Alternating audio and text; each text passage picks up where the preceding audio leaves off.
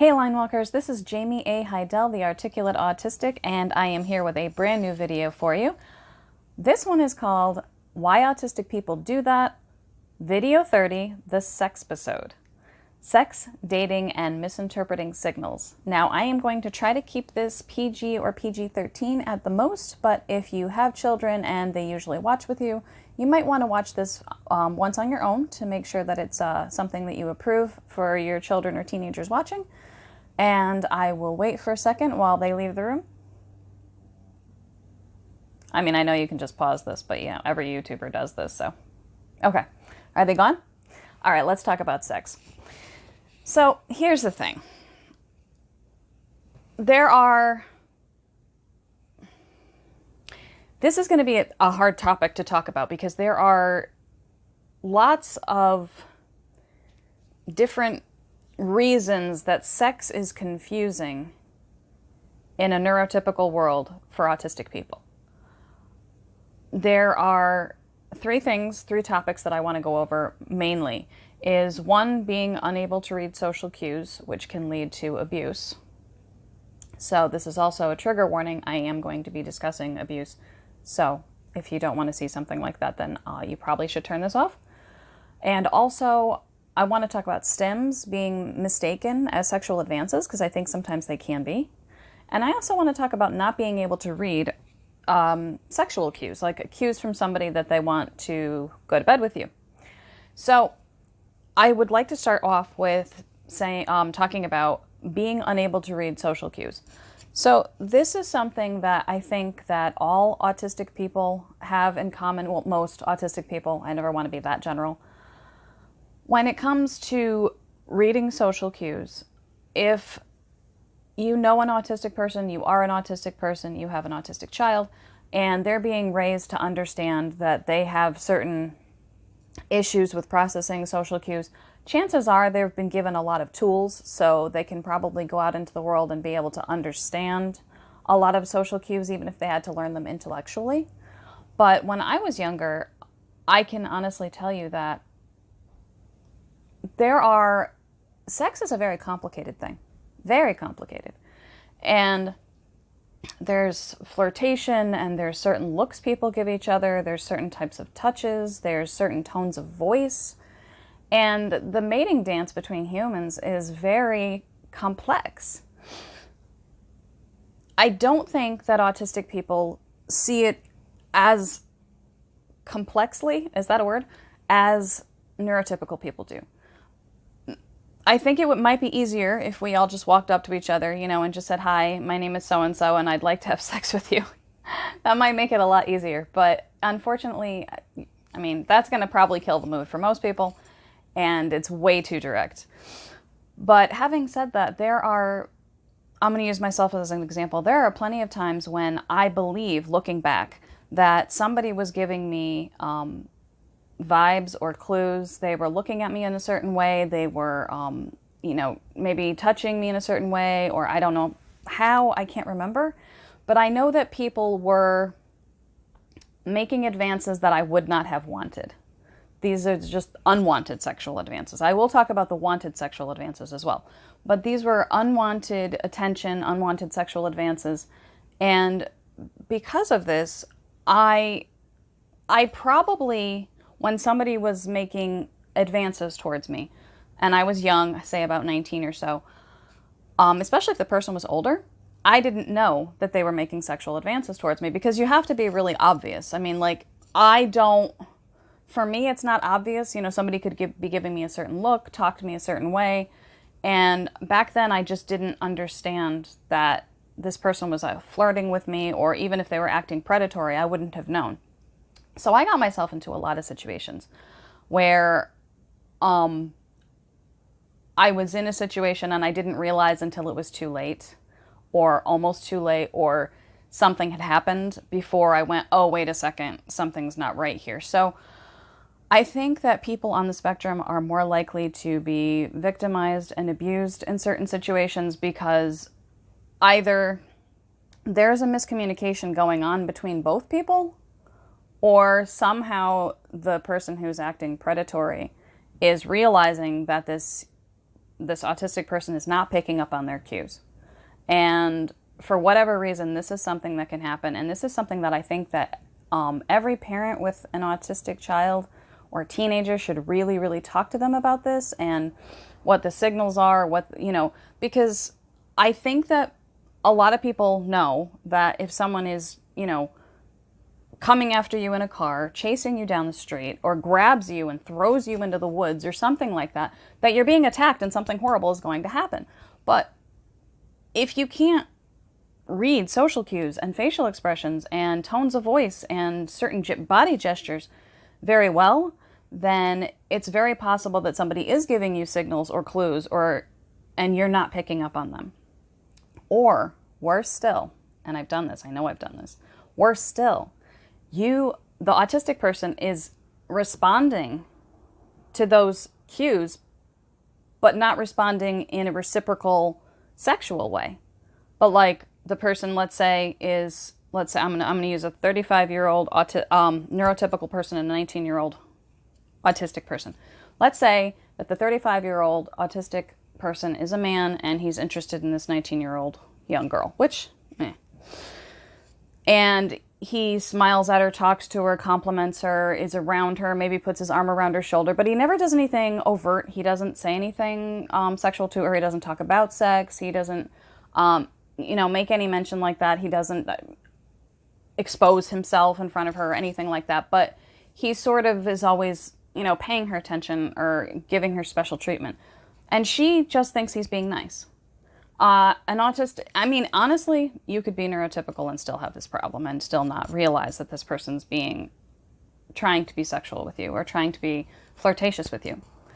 So it's very possible that, person A, the neurotypical 35-year-old man, is talking to person B, the autistic 19-year-old girl, and he means one thing, he has one intention, and she means another. She's smiling and laughing and taking the compliments and, maybe even looking away, like moving her eyes away because she doesn't like to make eye contact, which can look as though it's like a flirtatious or coy type of behavior. And this whole time, the 19-year-old autistic girl is not aware that the 35-year-old neurotypical man wants to have sex with her. Whether or not that's appropriate or not, I'm not going to get into age differences and things like that. They're both consenting adults, I get that.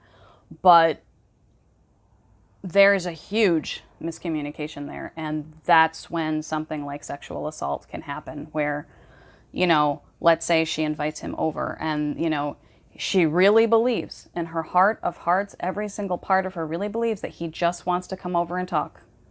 And the next thing you know, sexual stuff starts happening, and I can tell you from personal experience, I was sexually assaulted when I was 19, and not being able to pick up on the cues and not being able to pick up on what was going on, it's a more complicated story than that, and the story that I'm using is not as complicated, but I didn't really understand completely what it was that I was getting myself into, if that makes any sense. And I don't know if it does, because I know I'm being vague and I don't want to describe it in detail because I want this to be more general. But suffice it to say, even though I feel like I've been rambling, autistic people often do not pick up on sexual signals from neurotypical people, and that can result in a lot of different problems, and it can result in sexual assault. So that's very important.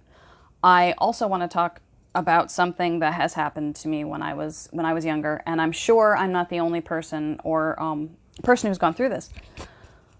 I think that some stims can be mistaken as sexual advances. Now, this again has to do with interpretation. Let's say somebody on the spectrum is always like biting their nails. I don't know why somebody would find that sexy, but like, let's say they're always putting their fingers in their mouth, or they have a necklace that they like to chew on or suck on or lick. I mean, people humans as a species, you can tell this is going to be a hard episode for me. Humans as a species, we tend to find licking or biting or stuff like that, stuff that with the mouth, to be sexual. And yes, it absolutely can be.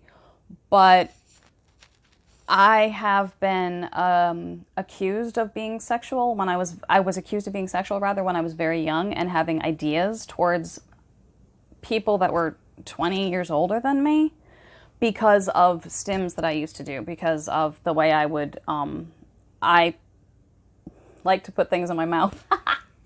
This is going to be a fun episode. So I like to put things in my mouth and I'm very orally fixated.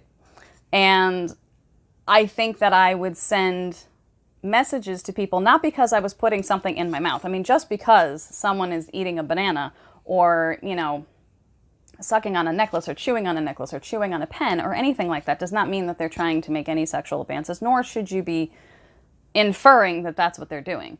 But picture this. Let's say, I'm going to say an 18-year-old woman, let's just make it legal, 18 years old, chewing on a pen or sucking on a pen and has it in her mouth and isn't thinking, and she's sort of looking off in the distance or whatever, and she's not really seeing, there's a guy right there, like she's at the library, let's say, and there's a guy there and he's looking, he's like, oh, all right, yeah, but she doesn't see the guy. She's off in her own world. So here she is, she's twisting her pen in her mouth and she's thinking of, you know, something completely different, doesn't really see the guy even though her eyes are on him. And the guy misinterprets this and, you know, gets up, walks over to the girl. Oh, hey, I see you were, you know, doing such and such a thing. And she has no idea. She gets startled because she has no idea the guy was even there in the first place. And she was not meaning for it to be sexual. And if things go further than that, or if he tries to pressure her in any way, that is traumatizing and confusing. There was also a time when I can tell you that I would get in trouble for hugging people inappropriately. I didn't do anything that would have been considered sexual, but I guess there were romantic gestures I would make, like I would put my arms around someone. I remember this very clearly when I was a kid. I had a therapist, and we were sort of doing play therapy, and this man didn't do anything to me, and he certainly didn't have those ideas about me. He was a very good person. But we were sort of pretending to do something, and I remember reaching up sort of behind me and like going to hug him like this, and he stopped me and he's like, that's not, that you don't hug people like that. And I was just like, I had seen it in figure skating.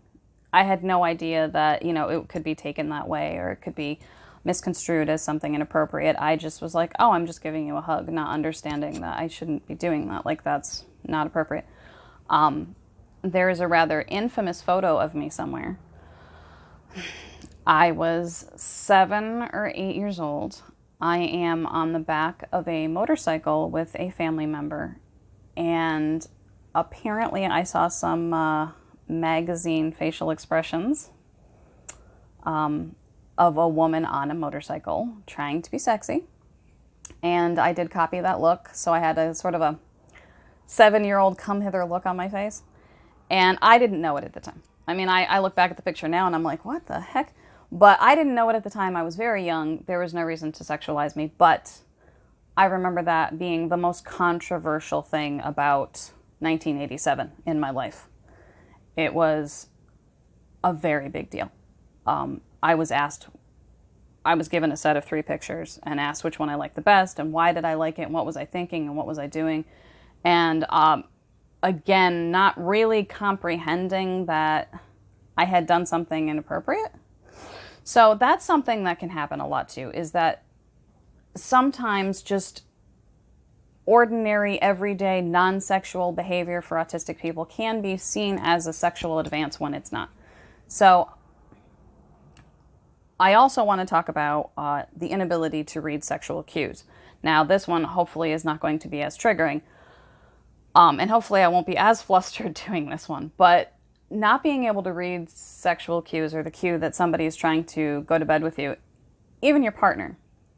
So I was in a relationship once where my ex-partner told me that she was always trying to get me to be interested or trying to indicate that she was interested in sex by doing certain things. So apparently she would, you know, when she would come up behind me and give me a hug, unfortunately she ended up scaring me. But she was I cannot describe what she was doing, because I said I'd try to keep this PG or PG-13, but just let's just say there was a very strong indicator that she was interested, but I did not even notice it. So when she came up behind me and gave me a hug, she had something in her pocket. I don't know how I'm going to get through this. So, anyway, all joking aside, she used to tell me that she would do that she was like, I'm indicating by this thing in my pocket that I put in my pocket that I'm now pressing against your body that I want to have sex. Well, I did not notice it. I didn't feel it. I did not know. All I know is that I was doing the dishes. Somebody came up behind me and put their arms around me and scared the hell out of me. And sometimes she didn't scare me at all, but she'd, move against me. And now I look back and I'm like, good Lord, how did I miss that? But I did. Apparently there were facial expressions she'd make. There were comments that she would make. There were, apparently she'd sit there in certain positions to indicate that she wanted to fool around. I didn't get any of this. I didn't read it. I didn't see it.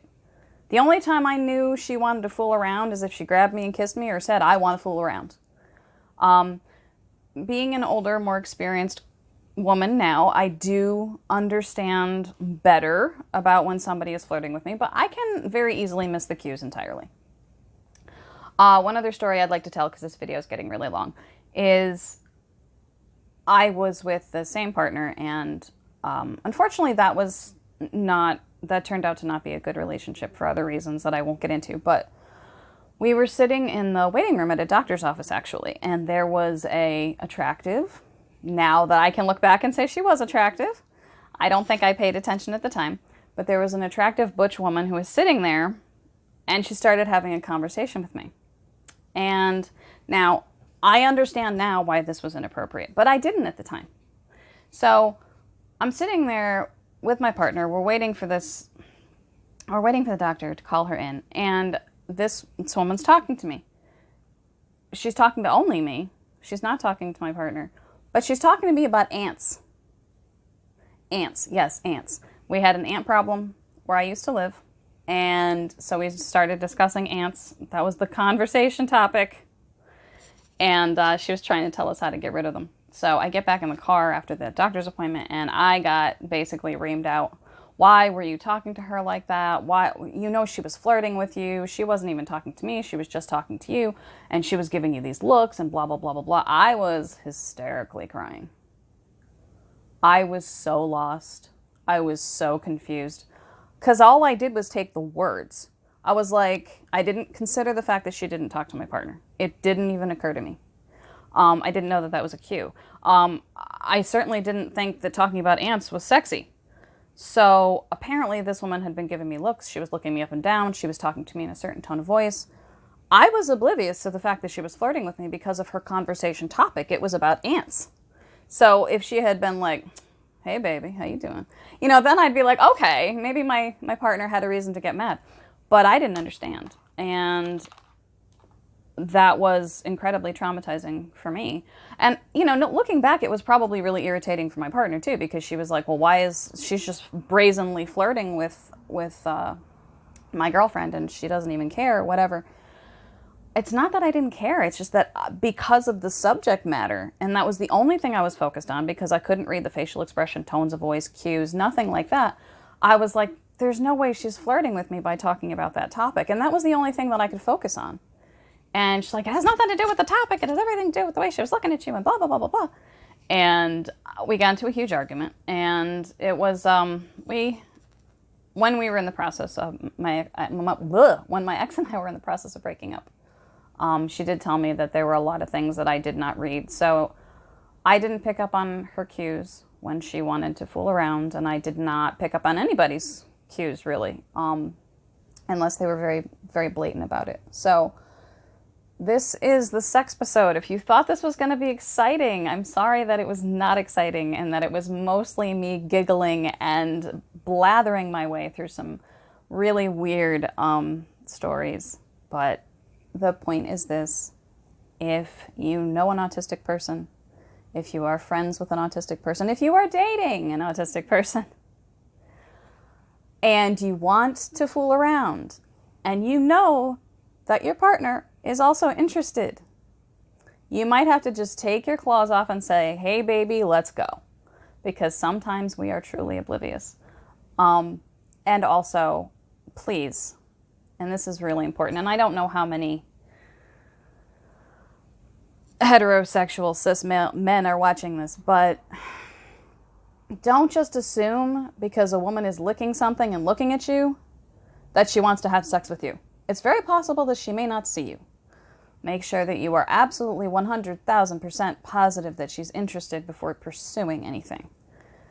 And autistic younger people, whether you're a woman, a man, somewhere in between, gender non-binary, transgender, please understand that there are predators out there. And it is not your fault if you mistakenly, just living your life and doing your thing, send out a romantic or sexual signal when that was not your intention. And if someone tries to take advantage of that, it is not your fault. It took me many years to realize that my assault was not my fault. I read cues wrong. I took things literally. I did not understand what was going to happen until it was too late. So it is not your fault. Please remember that. If there's one thing that you take from this, it's that yes, you are more vulnerable to sexual assault because of the issues about reading social cues and body language. But if it happens to you, it is never, ever, ever your fault. So I want to thank you very much for watching this 21 minute and 59 second video. And I hope you got something out of it. I apologize for all the being off topic and tangents and kind of topics floating everywhere, but hopefully you got something out of this. Let me know in the comments below, and thank you very much for watching this video, and I will see you in the next one.